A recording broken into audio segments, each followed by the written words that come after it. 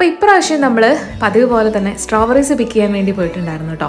നമ്മൾ കഴിഞ്ഞ പ്രാവശ്യം പോയ സെയിം സ്ഥലത്തേക്ക് തന്നെയാണ് കേട്ടോ ഇപ്രാവശ്യം പോയത്. പക്ഷെ നമ്മൾ ചെന്ന ടൈം ശരിയായില്ല. കാരണം അവരുടെ ഒരു സെക്ഷൻ ഓഫ് സ്ട്രോബെറീസിൻ്റെ അവസാനവും അടുത്ത സെക്ഷൻ്റെ സ്റ്റാർട്ടിങ്ങും ആയിരുന്നു. അത് കാരണം കൊണ്ട് ഒരുപാടൊന്നും പിക്ക് ചെയ്യാനായിട്ടുണ്ടായിരുന്നില്ല കേട്ടോ.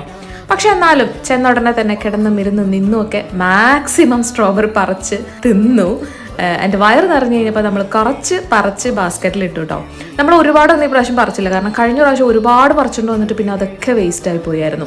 അത് കഴിഞ്ഞിട്ട് അവിടെ കുറച്ച് കോഴികളെ കണ്ടപ്പോൾ അതിനെ കണ്ട് സന്തോഷമായിട്ട് ഓടുന്ന ഏടനെയാണ് നമ്മൾ കാണുന്നത്. അപ്പോൾ കഴിഞ്ഞ പ്രാവശ്യം നമ്മളിവിടെ വന്നപ്പം ഇതുപോലെ ഉണ്ടായിരുന്ന കോഴികൾ ഏടനെ കൊത്താനായിട്ട് ഓടിപ്പിച്ചിട്ടുണ്ടായിരുന്നു. അത് പറഞ്ഞ് ചിരിക്കുമായിരുന്നു.